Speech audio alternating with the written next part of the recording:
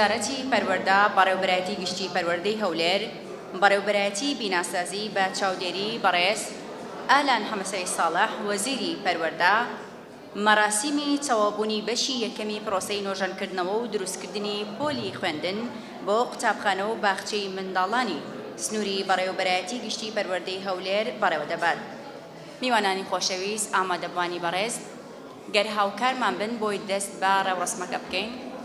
جوانترین دەستپێک هەمومان دەوەستین لەگەڵ مارشی نەتەوەی عێراقی فەرموو.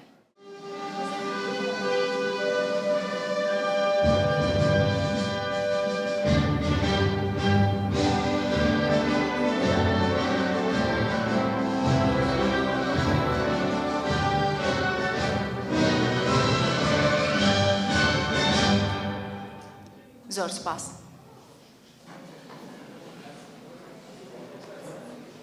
داوا لە مامۆستا لوقمان سەعید بەڕێوەبەری گشتی پەروەردەی هەولێر دەکەین بە ڕێزیان بفەرموێت بۆ پێشکەشکردنی وتە.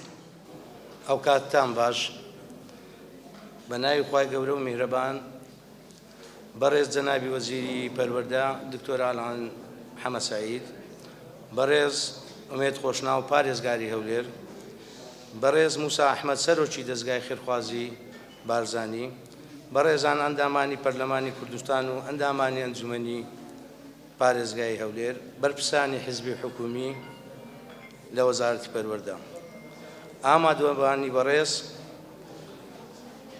میوانانی قەدرگران، بە ناوی خۆم و ستافی بەڕێوەبەرایەتی گشتی پەروەردەی هەولێر بە خێراتنی هەموو لایەکتان دەکەین. لەژێر ڕۆشنایی وتەکەی ڕێزدار مەسرور بارزانی سەرۆکی حکوومەتی هەرێمی کوردستان کە لە کارنامەی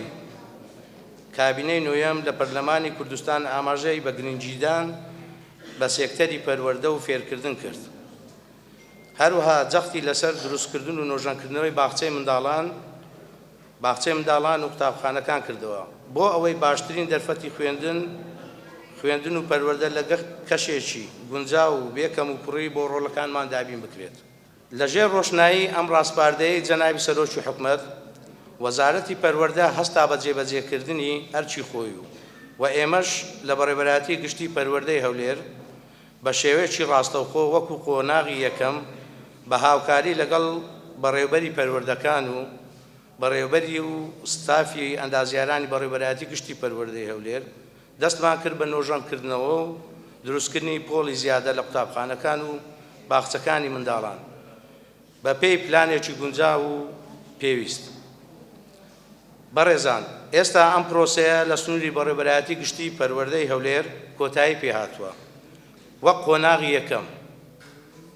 و ئەم پرۆسەیەش بەردەوام دەبێت بۆ قۆناغی دووەم بە پێی پلانێک ئامادە کراوە بۆ نۆژەنکردنەوە و دروستکردنی پۆل لە قوتابخانە و باخچەی منداڵان کە دەرخستەی بۆ ئامادە کراوە. بۆیە بە پێویستی دەزانین وەکو بەڕێوەبەرایەتی گشتی پەروەردەی هەولێر بۆ پشتیوانیکردن و سەرخستنی ئەم پرۆسەیە سوپاس و پێزانی خۆمان ئاراستەی جەنابی سەرۆکی حکوومەتی هەرێمی کوردستان بکەین لەگەڵ بەڕێز وەزیری پەروەردە و بەڕێز پارێزگاری هەولێر و بەڕێزان لە دەستگای خێرخوازی بارزانی و هەموو سەرمایەدار و نیشتمان پەروەرەکان کە بە شێوەیەک لە شێوەکان ڕۆڵیان هەبووە لە هاوکاریکردنی یاخود سەرخستنی ئەم پرۆسەیە. هەروەها بە پێویستی دەزانم لەم دەرفەتەدا سوپاسی خۆم ئاراستەی کارگێر و قوتابخانەکە و بەڕێوەبەرایەتی چاڵاکی قوتابخانەکان بکەم. هیوادارم هەمومان وەک یەک تیم لە خزمەت پرۆسەی پەروەردە و خوێندن و پێگەیاندنی نەوەیەکی وشیار دابین کە ئەمانە سەرمایەی گەورەی نەتەوەکەمان و داهاتووی ئەم گەل و نیشتیمانەیان دەکەوێتە ئەستۆ. ئیتر هەر سەرکەوتوو بن. زۆر سپاس.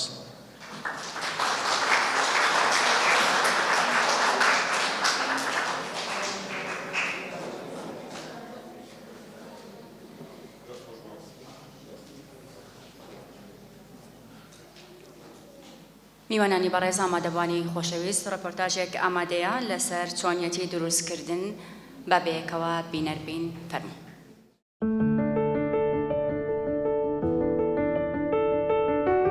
بەڕێوەبەرایەتی گشتی پەروەردەی هەولێر هەڵمەتی پەرۆشی سەرۆکی حکوومەت بۆ پرۆسەی خوێندن ڕادەگەیەنێت. کار دەکەین بۆ چاککردن و بەرزکردنی ئاستی خزمەتگوزاریەکانی پەروەردە و فێرکردن لە کەرتی گشتی و دانانی ڕێکاری ڕاکێشانی بەشداری سەرمایەدارانی هەرێم و دەرەکی بۆ بەشداری لە ئاواکردنی قوتابخانەی نوێ لەو شوێنانەی پێویستە. کابینەی نوێیەمی حکوومەتی هەرێمی کوردستان بایەخێکی تەواوی بە سێکتەری پەروەردە داوە. لەگەڵ دەست بەکاربوونی بەڕێز ئالان حەمەساعید ساڵح وەزیری پەروەردە، ئاماژەکانی گۆڕانکاری لە ناوەڕۆک و سیستەمی پەروەردە بەڕوونی هەستی پێکرا.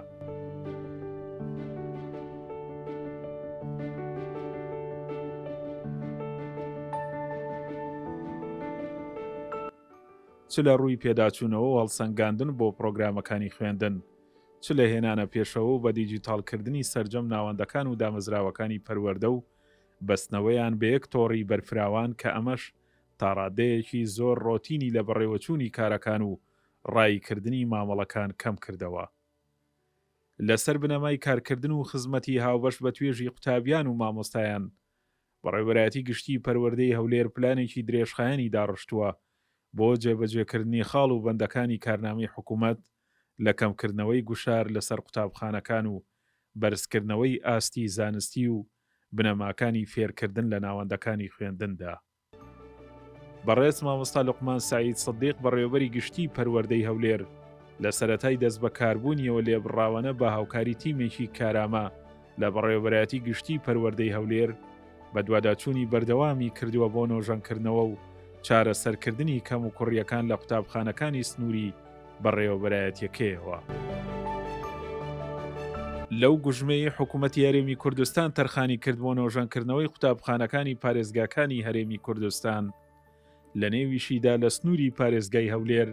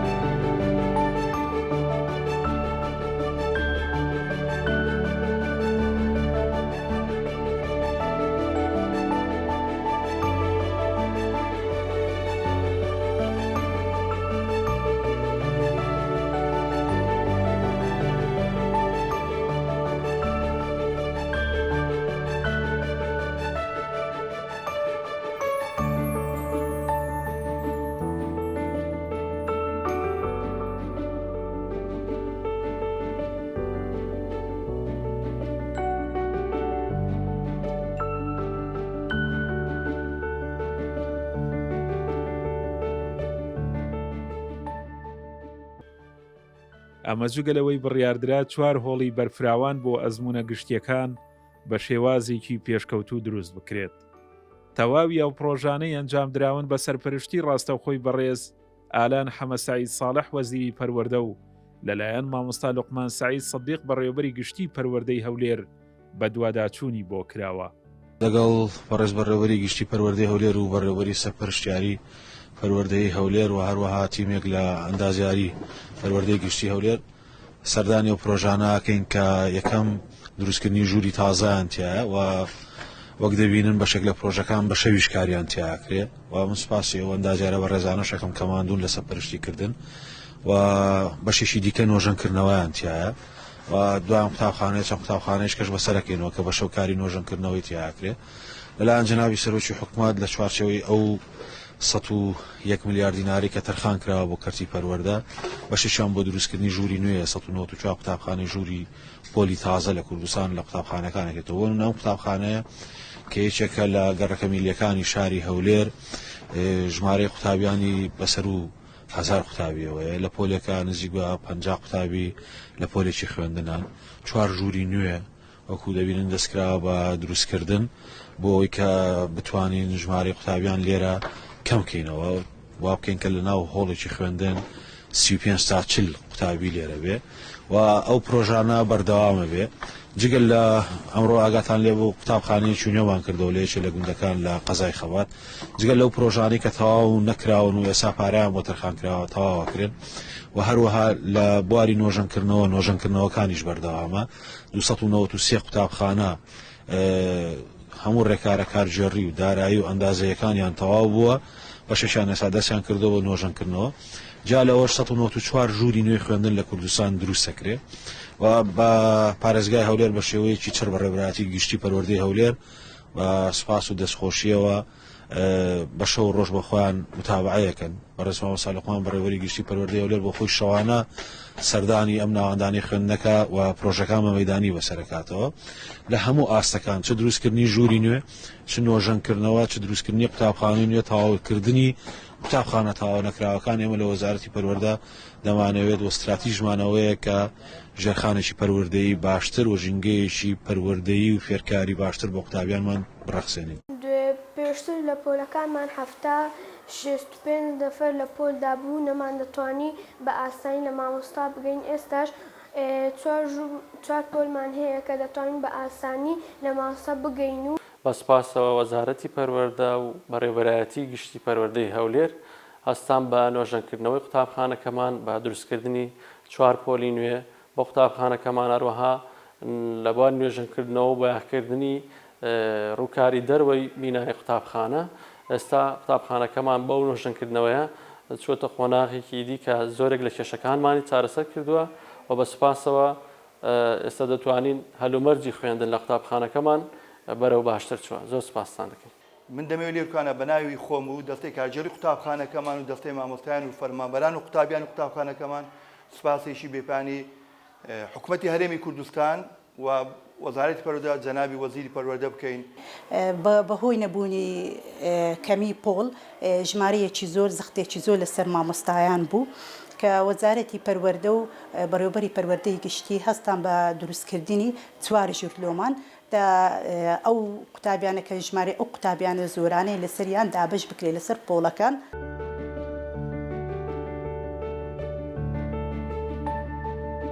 بۆ دیزاین و نەخشەسازی و گۆڕانکاریەکان ئەندازیارانی بەڕێوەبەرایەتی بیناسازی لە بەڕێوەبەرایەتی گشتی پەروەردەی هەولێر ڕۆڵی سەرەکیان هەبووە و بە شەو ڕۆژ بە دوواداچوونیان کردووە بۆ تەواوکردنی پرۆژەکان. ئەمە جگەلەوەی پارێزگای هەولێر ڕۆڵێکی بەرچاوی هەبووە لە ئاسانکاری و پاڵپشتی پرۆژە پەروەردەیەکان کەوا پرۆسەی خوێندن لەم شارە بەرەو پێش دەبات. ئێمە وێڕای سوپاسکردن لە بۆ هەوڵەکان و پشتیوانیەکانی جەنابی سەرۆکی حکوومەتی هەرێمی کوردستان لە پشتیوانیکردن و دابینکردنی بودجەی پێویست لە هەموو بوارەکان و هەروەها سوپاس لە بۆ جەنابی وەزیری پەروەردە و وەزارەتی پەروەردەش لە چوارچێوەی پلانەکانیان لە ئاستی هەرێمی کوردستان هەولێری پایتەختیش وەکو پێویست ئاوڕی جدی لێدراوەتەوە دەستخۆشیش لە بەڕێوەبەری گشتی و ستافی ئەندازیاری و ستافی بەڕێوەبەرایەتی گشتی و هەر 11 پەروەردەکەی سنووری پارێزگای هەولێر دەکەین کە ئەوانیش لە چوارچێوەی ئەو پلانەنەدا بە بەردەوامی خزمەتی باش پێشکەش دەکەن. ئەو شۆش پێمان باش بوو ئێمە لە بۆ لە نزیکەوە ئاگاداربوون لە بەڕێوەچوونی ئەو پرۆسەیە سەردانی ئەو قوتابخانانە بکەین کە نۆژان دەکرێنەوە وێڕای دەستخۆشیکردن جارێکی دیکەمە تاکید دەکەینەوە. ئێمە لە سنووری پارێزگای هەولێر بە هاوبەشی لەگەڵ هەموو لایەنە پەیوەندیدارەکان بە تایبەتی بە هەماهەنگی لەگەڵ وەزارەتی پەروەردە بەدڵنیاییەوە بەڕێوەبەرایەتی گشتی پەروەردەی هەولێر ئەوەی ئیمکان بێ و بتوانرێت لە بودجەی پێویست لە پێناو دروستکردنی کەشێکی لەبار لە بۆ قوتابیان لە ناوەندەکانی خوێندن لە سنووری پەروەردەی هەولێر و لە سنووری پارێزگای هەولێر ئەنجام بدرێتن. دەستمان کرد بە نۆژانکردنەوەکان هەڵکو جەناوی پارێزار فەرمووی نۆژانکردنەوە کە سەرجەم سنووری پارێزگای هەولێری گرتوتەوە وەکو بەڕێوەبەرایەتی گشتی پەروەردەی هەولێر.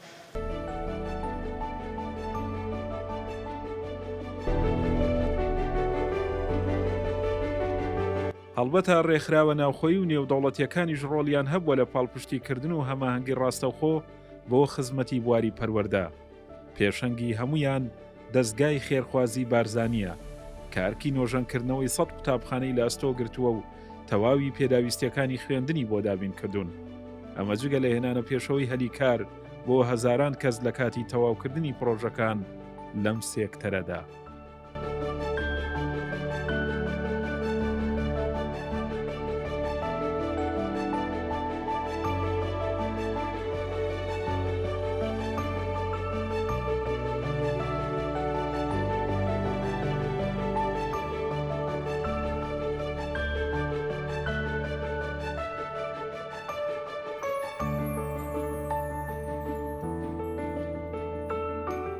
داوا لە وەزیری پەروەردە دکتۆر ئالان هەمەسەی ساڵح دەکەین کە بەڕێزیان بفەرموێت بۆ پێشکەشکردنی وتە. بەناوی خۆی گەورە و میهرەبان، شەوتان باش. بەڕێز دکتۆرە گەلاوێ ئەندامی پەرلەمانی کوردستان،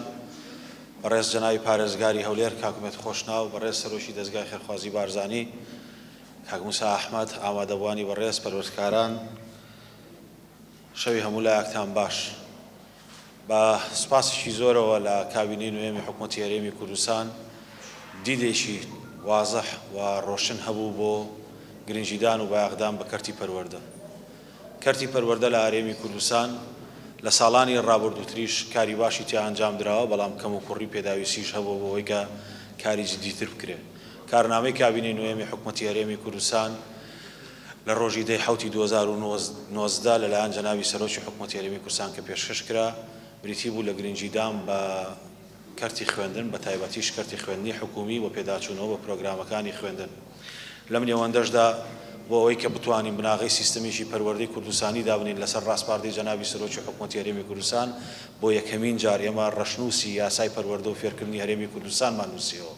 ئەم ڕەشنووسە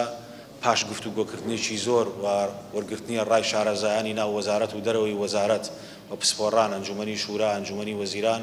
پاشتریش لە 11 جەلسەی پەرلەمانی کوردستان و پاشتریش واژۆکردنی لەلایەن بەڕێز سەرۆکی هەرێمی کوردستانەوە بوو بە یاسای پەروەردە و فێرکردن لە هەرێمی کوردستان کە یاسای ژمارە 13 ساڵی 2022.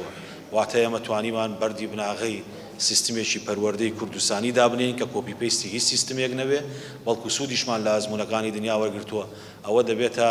سەنەدێکی قانونی بۆ هەموو وەرچەرخانێکی پرۆسەی پەروەردە کە لە دوایەوە بەروارەوە دەبینێت کە لە ڕۆژی 27 دوای 2023 لە وەقایعی کوردستان بڵاو کراوەتەوە. یەکێکی دیکە لەو خاڵە گرنگانە کە لە کارنامەی کابینەی نوێمی حکوومەتی هەرێمی کوردستان بووە، بریتی بۆ لە پێداچوونەوە بە پرۆگرامەکانی خوێندن.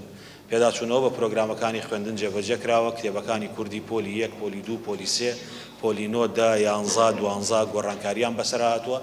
بەشێکیان لە ساڵی خوێندنی 2022-23، بەشێکیان لە ساڵی خوێندنی 23-24 سنەبواری جێبەجێکردنەوە. کتێبەکانی زانستی پۆلی 1 و 2 کتێبی تازن و دەستکردی شارەزایانی خۆماڵی خۆمانن و لێرەش دیزاین کراون. کتێبەکانی جینۆسایدی گەلی کوردستان، مافی مرۆڤ و هەروەها دەروونزانی، فەلسەفە، کتێبە کۆمەڵایەتیەکانی پۆلی 7 و 8 و 9 پێداچوونەوەیان پیاکراوە و کتێبەکانی پۆلی 4 و 5 و 6 لە بابەتە کۆمەڵایەتیەکان بە هەمان شێوە پێداچوونەوەیان پێکراوە. ئێستا تیمەکانی وەزارەتی پەروەردە لە بەرەبراتی گشتی پرۆگرامەکان سەرقاڵی تاواوکردنی و خاڵانن کە لە کارنامەی کابینە هاتووە سەبارەت بە پێداچوونەوە بە پرۆگرامەکانی خوێندن کە زیاتر لە 40 عنوانی کتێب لە بەردەستایە بۆ لە ماوەی 2 ساڵی کە ئەوانیش ئینجاز بکرێن. کەوابێ خاڵێکی گرنگ لە کارنامە بریتی بوو لە گەشەپێدان و هەروەها پەرەپێدان بە قوتابخانە حکوومیەکان کە لەم نێوەندە تا ئێستا زیاتر لە 1300 قوتابخانە نۆژەن کراوەتەوە، 79 قوتابخانە چۆتە بواری جێبەجێکردن و خزمەتکردنەوە، چ لەلایەن حکوومەتی هەرێمی کوردستان، وەزارەتی پەروەردە، چ لەلایەن پارێزگاکان، بودجێ پارێزگاکان، بەخشەرەکان و ڕێکخراوە نێوخۆیی و نێودەوڵەتیەکانیش. لە ئێستاشدا زیاتر لە 22 قوتابخانە لە سەرانسەری هەرێمی کوردستان لەژێر کارکردنە کە بەشێکی زۆریان بەخشەرەکان لە پارێزگای هەولێر و کارە ئەنجامەدەن و توانیمانە لە بەشێکی زۆری پارێزگاکان کە ئێمە هاتوینەم کابینەیەمان وەرگرتووە 136 قوتابخانە لە هەرێمی کوردستان سێدەوامی بووە ئێستا بۆتە 64 و پلانمان وایە پێشێکینەوە ئەم ژمارەیە یا سفرکەینەوە یان زۆر کەمیکەینەوە کە ئەمەژە بێگەیشێک لە خاڵەکان کە بەرچاومان ڕۆشنەکە بڕیاری دروستتر لەسەر شێوازی خوێندنی ساڵی ئایندە بدەین لە بواری بە دیجیتالکردنا لە کابینەی نوێمی حکوومەتی هەرێمی کوردستان تەواوی کار و بارەکانی ناو وەزارەتەکان و گواستنەوەی قوتابیان و داتای مامۆسایان و فەرمانبەران هەر هەمووی بە دیجیتالی کراوە هاتوچۆی نووسراوەکان لە بینی قوتابخانەکان و هەروەها بۆ پەروەردەی قەزا و پەروەردە گشتیەکان و وەزارەت و بە پێچەوانەشەوە هەمووی بە ئەلکترۆنی کراوە ئێستا تیمەکانی ئێمە فەرمانبەرەکانی ئێمە لە دیوانی وەزارەتی پەروەردە سەرقاڵی وەرگرتنی ڕاهێنانن بۆ ئەوەی بتوانین لە ماوەی مانجی ئایندە کۆتایی بە مامەڵەکردنی وەرەقە بێنین لە ناو دیوانی وەزارەتی پەروەردە پاشتریش پلانمان هەیە کە لە ماوەی ساڵ و نیوێکە لە هەموو دام و دەستگا پەروەردەیەکان جگە لە تاقیکردنەوەکان هیچ شێوازێکی وەرەقە بەکارنێنین و سیستەمەکەمان بە تەواوەتی بە واژۆی ئەلکترۆنی جێبەجێ بکەین کە ئاماژەیەکە لەو هەنگاوە گرنگانە لە دیوانی وەزارەتی پەروەردەی خۆمانەوە دەستمان پێ کردووە سیستەمەکەمان دیزاین کردووە ئێستا ڕاهێنان وەرەگرن فەرمانبەرەکانمان دەمانێت لە ماوەی مانگونیوێکی دیکە هەموو کاروبارەکان لە ناو وەزارەتی پەروەردە بکەینە دیجیتالی بە واژۆی وەزیر و بە هەموو هاموشەکانیشەوە وەرەقە بەکارنێنین پاشانیش ئەم تەجروبەیە گوێزینەوە بۆ پەروەردەی گشتی پارێزگا و ئیدارە سەربەخۆکان و پەروەردەی قەزاکان و تا ئاستی قوتابخانەکانی دیکەش یەکێکی دیکە لەو گرنگی پێدانانە گرنگی پێدانی بەڕێز جەنابی سەرۆکی حکوومەت بۆ بە قوتابی خاوەن پێداویستی تایبەت ئەویش بە سیاسەتی تێکەڵکردنیان لەگەڵ قوتابیانی ئاسایی کە ئەم ساڵ زیاتر لە 746 مامۆسای وانەبێژی پەروەردەی تایبەت لەلایەن جەنابی سەرۆکی حکوومەتەوە ڕەزامەندی درا لە ناو ناوەندەکانی خوێندن دابنرێ و پلانێکی باشترمان هەیە بۆ ساڵی خوێندنی 23-24 کە بتوانین ئەو پرۆسەیە بە شێوەیەکی باشتر جێبەجێ بکەین خاڵێکی دیکەی گرنگەوەیە کە لە ساڵی ڕابردوو و لەم ساڵیشدا هەڵسەنگاندنی قوتابخانەکان بە پێی پرۆژەی بنیادنانی تواناکان کەپاسیتی بڵدن لە تەواوی ناوەندەکانی خوێندن لە هەرێمی کوردستان جێبەجێ بوو و ساڵی ئایندەش لە قوتابخانە ناحکومیەکان جێبەجێوێ ئەو کارە استراتیجانی وەزارەتی پەروەردە کە لەسەری بۆ ئەنجامیدا یان ئەنجامی داون یان بەردەوام لەژێر کارکردنەوە و ئەم پرۆسەیەش پێویستی بە هاوکاری زیاتر و بە جهودی زیاتر هەیە من دەمەوێت سوپاسی هەموو ئەوانە بکەم کە لە ماوەی 3 ساڵی ڕابردوو بە تیمێک خۆنەویستانە و خەڵک ویستانە و کارانیان ئەنجام داوە لە بواری ئەوەی کە ئێمە چۆن بتوانین کوالەتی بیناکانمان باشترکەین یان ژینگەی قوتابخانەکانمان باشترکەین بەڕێز جەنابی سەرۆکی حکوومەتی هەرێمی کوردستان پەرۆشی ئەم خاڵەوە بۆیە ئەو بودجەی کە بە ژێرەی توانای دارایی حکوومەتی هەرێمی کوردستان پێویست بووبێت بۆ ئەوەی کە ئێمە کارەکان ئەنجام بدەین کارەکانمان پێ ئەنجام داوە ئەم پرۆسەیەکی سادەیە لەسەر دوو بنەماوەساوە یەکەم دەبێت پلانت هەبێت دووەم دەبێت توانای داراییت هەبێت پلانمان هەبووە لە ساڵی خوێندنی 2022-23 چی بکەین و ئێستا پلانمان داناوە بۆ ساڵی خوێندنی 2023-24 چی بکەین چەند پۆل دروستکەین چەند قوتابخانە دروستکەین و هەروەها چەند قوتابخانەی دیکەش نوێژەنکەینەوە لەبەرەوە خاڵی یەکەم کە بریتیە لە دیدگا بریتیە لە پلانەکە هەیە خاڵی دووەمی جوابەسەیە بە ئیمکانەتی دارایی حکوومەتی هەرێمی کوردستان بە جۆرەوەی ئیمکانەتە دارایی کە هەیبووە وەک خۆتان لەو داتایانی کە لەسەر سکرینەکە خراە ڕوو زیاتر لە 5 میلیارد دینار بەستەنها لە سنووری بەڕێوەبەرایەتی گشتی پەروەردەی هەولێر سەرف کراوە و پرۆسەیەکە کە خزمەت بە قوتابیان و بە ژینگەی قوتابخانەکانەکات چ بۆ لەباربوونی دۆخی نەفسی سایکۆلۆژی ناو ژینگەی قوتابخانەکان و هەروەها چ بۆ کەمکردنەوەی قەرەباڵغی ناوپۆلەکان کاری دیکەمان لە پێشە بەڵە کاری دیکەمان لە پێشە قوتابخانەی دیکەمان نۆژەنیکەینەوە بڵێ قوتابخانەی خراپمان هەیە بڵێ بەڵام قوتابخانەی باشیشمان هەیە توانیمانە کارێکی باشکەین بۆەوەی کە ژمارەیەکی زۆر لە قوتابخانەکان نۆژەنکەینەوە ئەم پرۆسەیە تەنها وابەستە نیە بە پارێزگای هەولێرەوە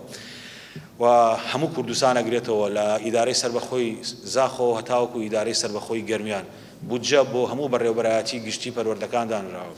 من دەمەوێت لێرە سوپاسی بێپایانی بەڕێز جەنابی سەرۆکی حکوومەتی هەرێمی کوردستان کەم بۆ هەموو ئەو پشتیوانیانەی کە بۆ وەزارەتی پەروەردەی کردووە کە مەبەستی ئەوەی کە بتوانین ژینگەیەکی لەبارتر و پەروەردەیەکی باشترەوەی کە پێوتێ گود ئێجوکیشن دابینکەین و ئەم ڕۆژ کە ڕۆژی 16/7 ئەمڕۆ کۆتا ڕۆژی بەشداری ئێمە بوو لە هەڵسەنگاندنی تیمسی نێودەوڵەتی دیاریکردنی ئاراستە نێودەوڵەتیەکان بۆ تاقیکردنەوەی بیرکاری زانست لە 166 قوتابخانە بۆ یەکەمین جار دوای 31 ساڵ لەبوونی وەزارەتی پەروەردە بۆ یەکەمین جار لە مێژوودا وەزارەتی پەروەردەی حکوومەتی هەرێمی کوردستان دەچێتە ناو ئەو ڕانکینە جیهانیەوە کە 66 دەوڵەت لە پاڵ ئەمریکا و یابان و سوید و بەشێکی زۆر لە دەوڵەتەکانی OECD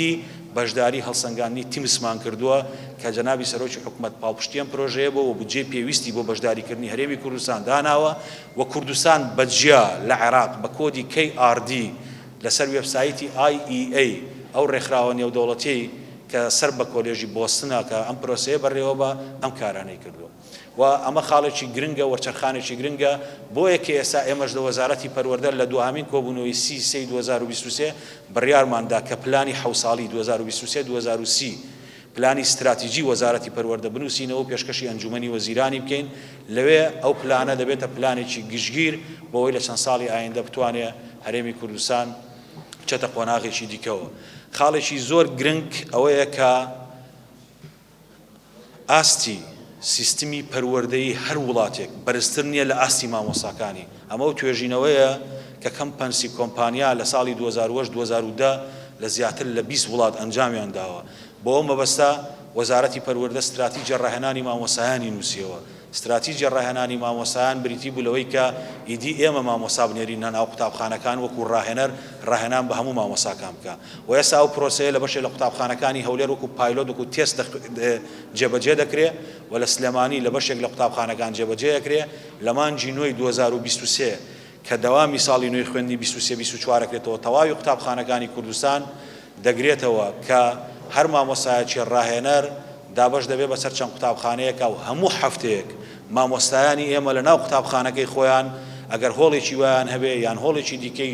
محازراتیان هەبێ هەموو هەفتەیەک یەک وانە ڕاهێنان وەردەگرن کە لە ساڵەکەیە نزیک دەبێتەوە لە 30 کاتژمێر. پەرەپێدانی بەردەوامی تواناکانی مامۆستایان یەکسانە بە بەرزکردنەوەی کوالەتی خوێندن لە هەرێمی کوردستان. ئەمەش پرۆسەیەک نییە موعجیزە ئاسا بەدەست بێ. دوای 3-4 ساڵی کە ئەنجامەکەی بینن کاتێک کە مامۆساکانی ئێمە لە پرۆسەی پەرەپێدانی بەردەوامە بن ئاستی قوتابیەکانیشمان باشترە بن. پرۆسەی خوێندن و پەروەردە لە هەرێمی کوردستان سیستمی پەروەردە و فێربوون لە هەرێمی کوردستان باشترە بێ. ئەو بناغەی کە دامان ناوە بوو ئەوەیە کە شێوازی وانەوتنەوە لە شێوازی تەڵقینی و پێدانی زانیاری وەرگرتنەوەی زانیاری بگۆڕین بە شێوازێ مامۆسا نابێ قوتابی فێرکە مامۆسا دەبێ هاریکار بێ بۆ فێرکردن. قوتابی دەبێ مەودایەکی هەبێ بۆ بیرکردنەوە بۆ مێشەگەژاندن بۆ ڕەغنەگرتن بۆ ئەوەی کە بتوانێت خۆی خوێندنەوەیەکی ڕەغنەگرانە بۆ دەقەکان بکە. میتۆدەکانی چینی و سینگاپوری و هەروەها میتۆدەکانی دیکە لە وتنەوەی وانەکان لە ساڵی نوێی خوێندنەوە لە ناوەندەکانی خوێندن لە هەرێمی کوردستان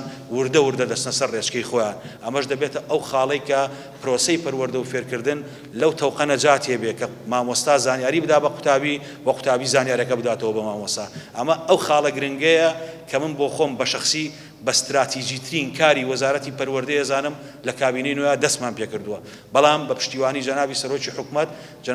حکوومەت بۆ هەر مامۆسایەکی ڕاهێنەر دەرماڵەی هاندانی 50,000 بڕیوەتەوە و ئێمەش لە وەزارەتی پەروەردە پێداویستە لۆجیستیەکانی کایان بۆ دابینەکەین. ئەم نۆژەنکردنەوانە لە هەولێر پیرۆز بێ و لە شارەکانی دیکەش پیرۆز بێ. من دەمەوێت سپاسی تایبەتی بەڕێز پارێزگاری هەولێر کەم کە پشتیوانیەشی بەڕێوەبەرایەتی گشتی پەروەردەی هەولێرەکە بە شێوەیەکی ڕەها بۆ هەموو کاروبارەکان هاوکاریانە هەماهەنگیانە بەشێک لە بودجێ پەرەپێدانی پارێزگای تەرخان کردو بۆ دروستکردنی پۆل بۆ نۆژەنکردنەوە و بۆ دروستکردنی قوتابخانە ڕۆڵی زۆر بەرچاوە. دەمەوێت سپاسی بەڕێزان کاک موسا لە دەستگای خێرخوازی بارزانی و ستافەکانیان بکەم کە ساڵی خوێندنی ڕابردوو 230 قوتابخانەیان لە سەرتاسەری هەرێمی کوردستان بە کەرکووکیشەوە بۆ ئێمە نۆژەن کردوتەوە کە هەر قوتابخانەیەک $10,000 لێ خەرج کردووە. 200 قوتابخانە واقعی حاڵی ژێرخانی پەروەردەیی گۆڕانکاریی بەرچاوی بەسەر هاتووە. بۆ ساڵی ئایندەش خۆیان بەرنامەی خۆیان هەیە و لە کاتی خۆیان بەرنامەی خۆیان ئیعلانەکەن. ئەو بەدەمەوە چوونەی دەستگای خێرخوازی بارزانیش بۆ ئێمە لە وەزارەتی پەروەردە جێگەی خۆی گرتووە. سپاس بۆ هەموو ئەو بەڕێزانی کە لە پارێزگاکان لە سەرپەرشتیاری ئیدارە سەربەخۆکان هاوکاری بەڕێوەبەرایەتی گشتی پەروەردەکانم بۆی هەمومان پێکەوەکو یەک تیم بتوانین هەم نۆژەنکردنەوە هەم دروستکردنی پۆلەکان و هەمیش دروستکردنی بینایی نوێ بۆ ئەو گەڕەکانی کە پێویستێکی زیاتریان هەیە بۆیە بتوانین ژنگەیەکی لەبارتر بۆ قوتابخانەکان دابینکەین. سپاس بۆ ئەندازیارە ماندوونە ناسانی بەڕێوەبەرایەتی گشتی پەروەردەی هەولێر کە بە شەوان بۆ خۆم بە تایبەتیش ئافرەتەکان کە بە شەوان بۆ خۆم دەمبینی لەسەر بیناکان چاودێری پرۆسەکەیان دەکرد کە چۆن ژوورەکان دروستەکرێت و قوتابخانەکان نۆژە نەکرێتەوە. جێگەی دەستخۆشین. سپاس بۆ هەموو لایەکتان. وتارەکەم تۆزێک درێژ بوو بەڵام پێم خۆش بوو بزانن بە کورتی بە پوختی زۆر کاری دیکە هەیە بەڵام بزانم بە کوردی بە پوختی ئەوەی کە کردومانن جا لە ڕۆتینیاتی ڕۆژانە هەنگاوی استراتیژی گرنگی ئومێد بەخشن بۆیە دەبێ هەمومان بە ئومێد بین کە دەتوانین پێکەوە پارێزگاکان ئیدارە سەربەخۆکان وەزارەتی پەروەردە پێکەوە دۆخی پەروەردە لە هەرێمی کوردستان بەرینە قۆناغێکی دیکە و دەستان خۆش بن.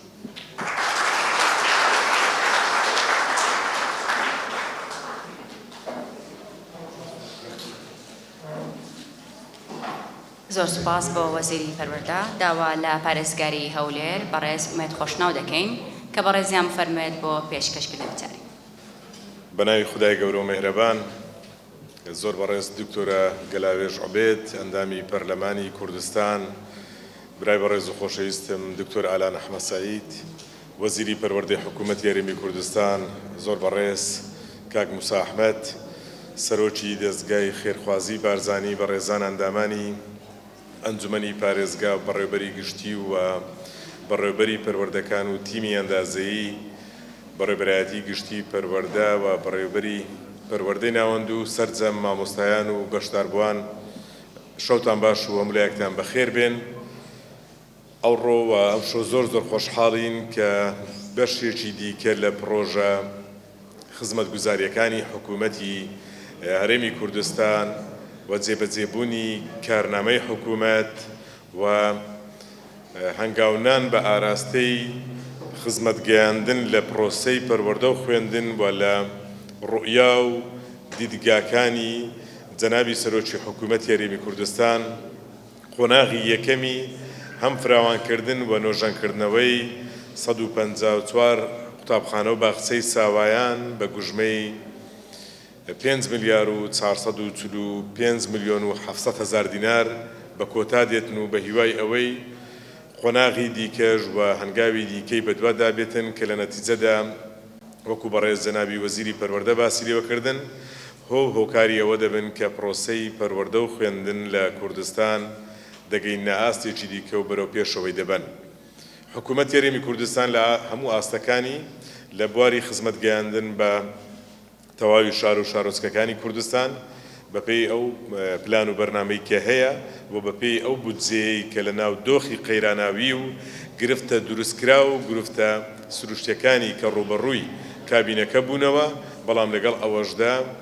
هەم پرۆسەی خزمەتگوزاری، هەم گەشەپێدان، هەم پەرەپێدان، هەم تێپەڕاندنی دۆخە سەختەکان و ئیدارەدانی قەیرانەکان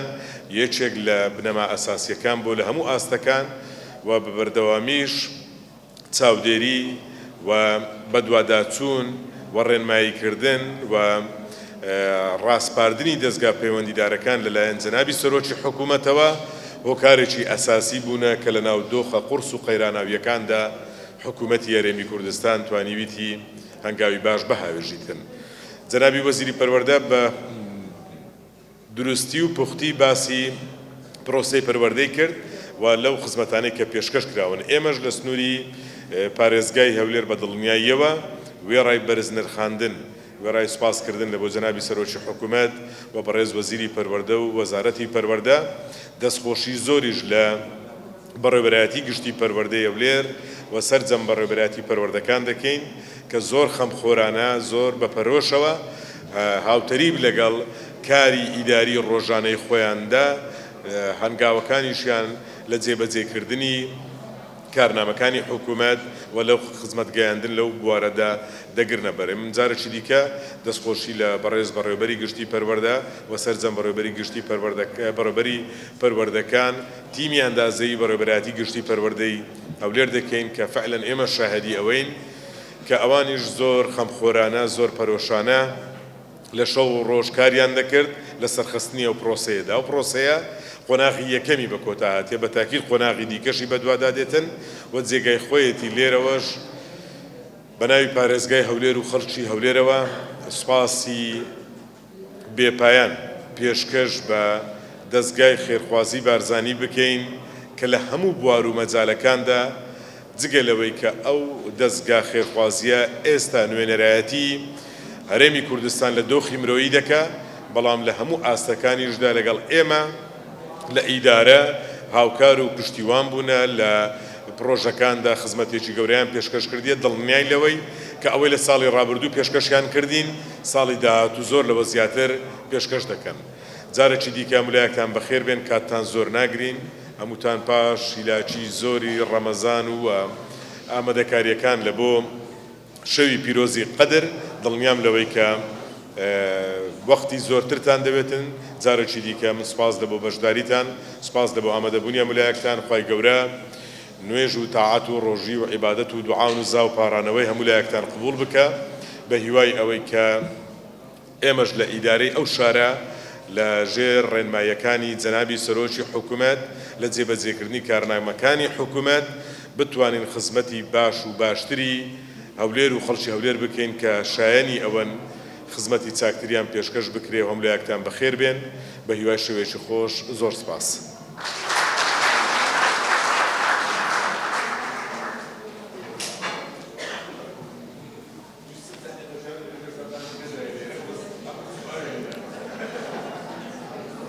ئامادەبوانی خۆشەویست میوانانی بەڕێز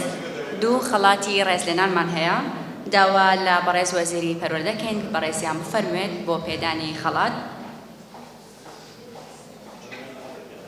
بەڵێ مامۆستا داوا لە بەڕێز موسا ئەحمەد سەرۆکی دەستگای خێرخوازی بارزانی دەکەین کە بەڕێزیان فەرموێ بۆ وەرگرتنی خەڵاتی ڕێزلێنان. فەرموو.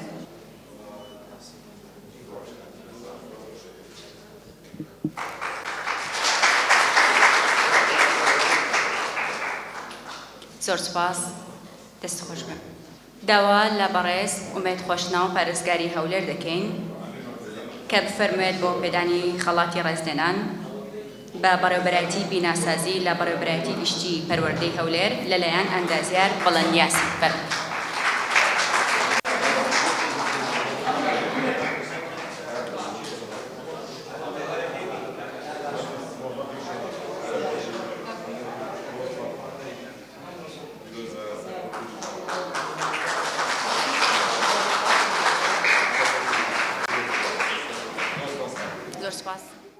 بە پێی پلەیانێکی داڕێژراو لە بەڕێوەبەرایەتی بیناسازی لە بەڕێوەبەرایەتی گشتی پەروەردەی هەولێر بە دەست و پەنجەی ئەندازیارەکانی بەڕێوەبەرایەتی گشتی پەروەردەی هەولێر چەندین کاری ناوازە ئەنجامدرا کە بۆ نۆژەنکردنەوەی قوتابخانەکان کە توانران لە ماوەیەکی کووردا 154 قوتابخانە نۆژەم بکرێتەوە و 99 پۆل دروست بکرێن و 4 هۆڵی گەورەش بۆ ئەزمونە گشتیەکان دروست بکرێت. لێرەدا دەستخۆشی لە ئەندازیاران و بەڕێوەبەرایەتی گشتی پەروەردەی هەولێر دەکەم کە شەو ڕۆژکاریان تێدا کرد کە توانیان بە ماوەیەکی کورت ئەو بەرهەمە جوانە پێشکەش بکەن و خزمەتی پەروەردە بکەن و لە قۆناغ یەکەم کە ئەم شەو کۆتاییمان پێهینە بۆ پرۆژانەی کە پلانمان بۆ دانابوو و پلانی ساڵی 2023مان هەیە کە دەرخستەمان ئامادە کردووە بۆ نۆژەنکردنەوەی 200 قوتابخانەی دیکە ئینشاءڵڵا هەر ئەندازیارانی بەڕێوەبەرایەتی گشتی پەروەردەی خۆیان سەرپەرشتی و بە دواداچوونی کارەکان دەکەن. هەماهنگگیتان لەگەڵ دەستگای خێرخوازی بارزانی چۆن بوو ئەوان چۆن هاتنە ناو پرۆژەکەەوە؟ بەڵێ دەستگای خێرخوازی بارزانی هەروەکو ئاشکرایە هەردەم پاڵپشت بووە لە بۆ ئەو کارانەی کە پێویست بووینە و لە ناویشاندا کارە پەروەردەیەکان کە زۆر جێگای پەنجە و دەستیان دیارە لە ناو کارەکانی پەروەردە و لە بەرنامەشیاندا هەیە کە قوتابخانەی کەش نۆژەم بکەنەوە لە سنووری پارێزگای هەولێر و پارێزگاکانی تریش. ئێمە ئیستیغلالی ئەو وەختانەمان دەکرد کە قوتابی لە ناو قوتابخانەدانیا هەروەکو بە بەڕێز دیشتم ڕاگەیاند ئێمە بەپێی ئەو پلانی کە داماننا بە شەو کارمان لە ناو قوتابخانەکان دەکرد نامان هێش کە پرۆسی خوێندنیش ڕابوەستێ دەکرا لە هەندێک شوێن ڕۆژێک دوو ڕۆژ کە پێویست بە لەبەر هۆکاری تەندروستی ڕامان دەگرت کە تەسیر لەسەر قوتابیەکان نەبێ. بەڵێ نۆژەنکردنەوەی بۆ کراوە و هۆڵێکیشی بۆ دروستکرا هۆڵێکی سەردەمیانە کە هەموو شتێک لە خۆ دەگرێت. دەستگای خێرخوازی بارزانی لەگەڵ هەموو ئیشێکی جوانی لەگەڵ هەموو ئیشێکین کە ئیشێکی بنیات نەربێت کارێک بێت کە خزمەت بە کۆمەڵگا بکات گومانی تێدانە بواری پاروەەردە گرنگترین بابەتە کە ئێمە کاری لەسەر بکەین وەکو دەستگای خێرخوازی بارزانی پەروەردە و گرنگیدان بە قوتابی و خوێندن یەکێ لە ئامانجە سەرەکیەکانی ئێمەیە بۆیشە هەمیشە هەوڵمان داوە ساڵانە بە دەستێکی پڕەوە تەبیعی بە پشتیوانی خێرۆمەندان بە پشتیوانی ڕێکخراوە نێودەوڵەتیەکان کە ڕۆڵمان هەبێت کەمکردنەوەی ئەو کێشە و گرفتانەی کە لە بواری پەروەردەدا هەنایان لە بەرەو پێشبردننی پەروەردەدا ئێمە چه ڕۆڵێکمان دەبێت وەکو دەستگای خێرخوازی بارزانی ئێمە هەماهنگێکی تەواومان هەیە لەگەڵ وەزارەتە پەیوەنددارەکان و بەتایبەتیش وەزارەتی پەروەردە هەموو ئەو بابەتانەی کە پێشکەشی دەکەین بەتەکید لەسەر پلان و ڕێنەمایەکانی وەزارەتی پەروەردە و جەنابی وەزیرە و بەڕێوەبەراتی گشتیەکانە کە لە چ بابەتێک پێویست دەکە ئێمە ئیش بکەین چکو ئەرکی ئێمە ئەوەیە هاوکاری حکوومەت بین هاوکاری خەڵکی خۆمان بین خزمەتی زیاتریان بکەین ساڵی ڕابردوو ئێمە گرنگیەکی زۆرمان پێدا و هەر لە پلانی خۆشماندا پلانی دەستگای خێرخوازی بارزانی ساڵی پەروەردە بوو ساڵی ڕابردوو لە زۆر بابەتدا ئێمە پرۆژەی جۆرا و جۆرمان پێشکەشکردن تەبیعی پێشتریش هەبوو لە دابینکردنی قرتاسیە لە دابینکردنی پێداویستەکانی خوێندنگاکان لە ڕەحلە لە سوتەمەنی لە هاوکاریکردنی قوتابی بەتایبەتیش ئەوانەی کە لە شوێنە دوورەکانەوە دێن چۆن ئاسانکاریان بۆ بکەین بۆی باشتر بگەنە قوتابخانەکان ئەوە لە بابەتی ئەو قوتابیانەی کە لە چوارچێوەی ئاوارە و پەنابەراندانە بەتایکی دەستگا ڕۆڵێکی بەرچاوی هەیە بە هەماهەنگی لەگەڵ ڕێکخراوە نێودەوڵەتەکان ڕۆڵێکی دیاری هەوە بەڵام ویستمان ئەم دەورە بگوازینەوە بۆ ناو حکوومەتی هەرێمی کوردستان و خەڵکی خۆجێی خۆمان خەڵکی خۆمان ئێمە هەمیشە ئەوەمان گوتووە کە ئەگەر دەرفەت هەبێت بەداخەوە کارەساتەکان وایان کردووە کە ئێمە کەمتر بپڕژێینە سەر ئەرکی خۆمان کە هەمیشە ئەرکی ئێمە ئەوە بووە کە خزمەتی خەڵکی خۆمان بکەین وەک چۆن ئەو ئاخفتنەی بارزانی نەمرمان کردیتە دروشمی کارەکانی خۆمان کە فەرموویەتی شانازیە مرۆڤ خزمەتکاری ملەتی خۆی بێت ئێمە بە شانازیەوە محاولە دەکەین خزمەتکاری خەڵکی خۆمان بین ئەو پرۆژەیەکە هەبوو تەبیعی پرۆژەی جۆرا و جۆر هەبوو یعنی لە ساڵی ڕابردوو نزیکەی 180 پرۆژەی پەروەردەییمان هەبوو لە پرۆژەی گەورەوە بگرێت تا پرۆژەی بچووک پرۆژەی هەرە گەوریان نۆژەنکردنەوەی قوتابخانەکان بوو و دروستکردنی قوتابخانە بوو کە ئێمە 2,350,000 دلارمان بۆ تەرخان کردبوو تەبیعی بە هەماهەنگی لەگەڵ ڕێکخراوە نێودەوڵەتەکان لەگە سەرمادارانی کوردستان کە ئەو پرۆژەیە جێبەجێ کرا و لەم ساڵەشدا دیسان دەستمان پێ کردووە بودجەیەکی تایبەتمان داناوە بۆ خۆمان لە دەستگای خێرخوازی بارزانی بۆ نۆژەنکردنەوەی قوتابخانەکان چکو جەنابی وەزیری پەروەردەش ئاماژەی پێدا بابەتێکی زۆر گرنگە بەداخەوە بەهۆی ئەو بارودۆخەیەکی هەبوو ئەو ڕەوشە ئابوووریەکی هەبوو ڕەنگ بێ نەتوانرابێت وەکو پێویست بپڕژێنە سەر بواری نۆژەنکردنەوە و دروستکردنی قوتابخانەکان و یان خزمەتکردنی بواری پەروەردە ئێمە محاولەمان کردووە وەکو دەستگای خێرخوازی بارزانی ئەو لینکە دروست بکەین لەگەڵ ڕێکخراوە نێودەوڵەتەکان لەگەڵ کەسایەتیەکان لەو بوارەدا ڕۆڵی خۆمان بگێڕین هەروەکو جەنابی وەزیریش ئاماژەی پێدا کە ئێمە 203 قوتابخانەمان نۆژان کردوتەوە وەکو منیش ئاماژەم پێدا و جارێکی تر دووبارەی دەکەمەوە کە 2,350,000 دلارمان بۆ تەرخان کرد و ئیشەڵا لەم ساڵیشدا هەر بەردەوام دەبێت و هەماهەنگیشمان هەیە لەگەڵ وەزارەتی پەروەردە لەگەڵ بەڕێوەبەرە گشتیەکان لە چ شوێنێکدا ڤاڵاتیەکی زۆر هەیە کەمکوڕیەکی زۆر هەیە محاولە بکەین خێرا بگەینە ئەو شوێنانە خزمەتگوزاریەکان پێشکەش بکەین.